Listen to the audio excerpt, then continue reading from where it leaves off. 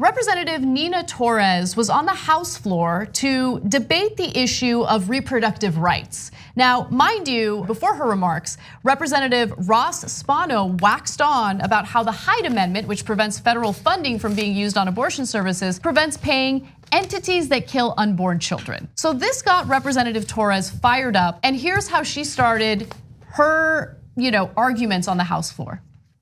Mr. Speaker, it is tiring to hear from so many sex-starved males on this floor talk about a woman's right to choose. Mr. Speaker. For what purpose does the gentleman from Georgia seek recognition? Mr. Speaker, I would just like to ask my friend if she'd like to change her last statement. Mr. Speaker, if it pleases my colleague on the other side, I will withdraw my statement about sex-starved males on the floor. I love that last part. So good. I love how they got so offended. Yeah. Oh, did that hurt your feelings? So let's just review real quick. They are in favor of laws that would do transvaginal ultrasounds, even on women who have been raped. So that means that they are penetrating women against their will. The government is doing that. They're not bothered by that. But when someone says that you're a sex-starved male, they're like, oh, how dare you? I've been violated. I need somebody to step in on my behalf. So I was offended inside the club. Remember, people outside the club don't count at all. We could ruin their lives and we could run their lives and we could send our jackbooted thugs to get between them and their doctor. But someone has offended me inside of the club. I mean, first of all, the Republican that you heard from who was offended by being called sex-starved was Representative Rob Woodall. And I mean, isn't that snowflake behavior? Right? Yeah, what'd you get, triggered? You got triggered by being called sex-starved? Did you need a safe space? So she continued on with her arguments, and I wanted to make sure that you knew where she was coming from, aside from calling these men sex-starved. Take a look. I will put it in different terms. It is tiring to be here on this floor or in committee as a woman to continue to be counsel about what types of affordable planning, feminine, whether it is family planning conversations that rightfully I deserve to have with my own doctor, choosing when women want to have a family and to avoid pregnancies before they become pregnancies. It is unfortunate that that is something that continues to be denied to American women day in and day out. So she's explaining why the reference to sex-starved males. So a lot of people were like, whoa, that's out of left field. No, it's not just about abortion. They also want to impose their theology on the rest of us when it comes to birth control.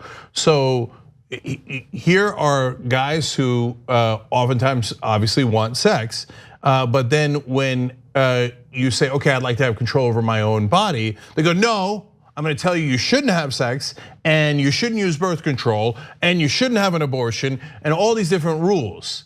And she's saying, well, in her experience, and in the experience of all of us, that's not how males usually operate, right? They tell a different story in different circumstances. And it is incredible how the Republican Party will use arguments against certain policies that they disagree with, and then they'll turn around and do the exact same thing that they accuse the other party of. So for instance, when the debates were happening in regard to the Affordable Care Act, The argument that we heard from the Republicans over and over again was, this is outrageous. They want to get in between you and your doctor. Can you believe it? They want to get in between you and your doctor. Hilarious. But what are you doing right now? You're getting in between her and her doctor, right? You don't know what her situation is. You don't know what the situation is with the fetus. You don't know if she's healthy enough to have the baby. You don't know if she's been raped. You don't know if she's the victim of incest. You don't care. You don't care. You want to get in between her and her doctor. And then they'll argue, no, this is different because this has to do with a baby. This has to do with life.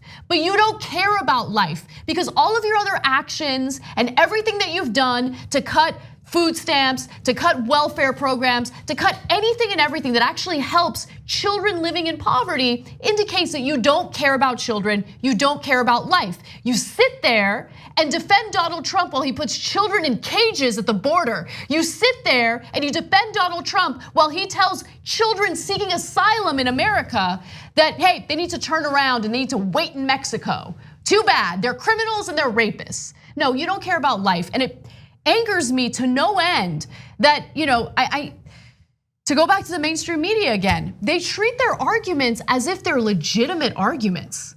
How about call them out on their hypocrisy? Yeah, so to be fair, Anna, they do want you to have the kids so they could put them in cages.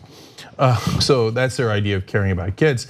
Look, last thing on this is the Republicans say that, well, you guys are insulting males here. She did with this reference to sex-starved males. Good. You want to control women's lives and tell them what to do or what not to do, what to have inside their body. You want to go inside their uterus. And in some of these laws, again, there's no exception for rape or incest. So you want to tell them you must carry your rapist child to term. And on top of that, we're going to do a transvaginal ultrasound on you. And then you say none of that is offensive.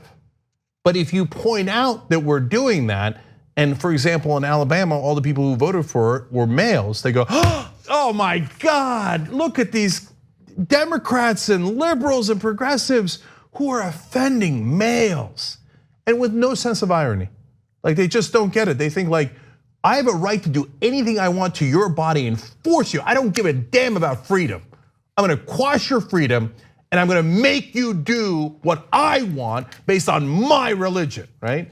But you can't even criticize me because I'll get triggered. On the go? Don't worry, we got you covered. You can still listen to TYT at our new podcast network. Find us on Apple Podcasts, the Google Play Store, or at tyt.com/podcast.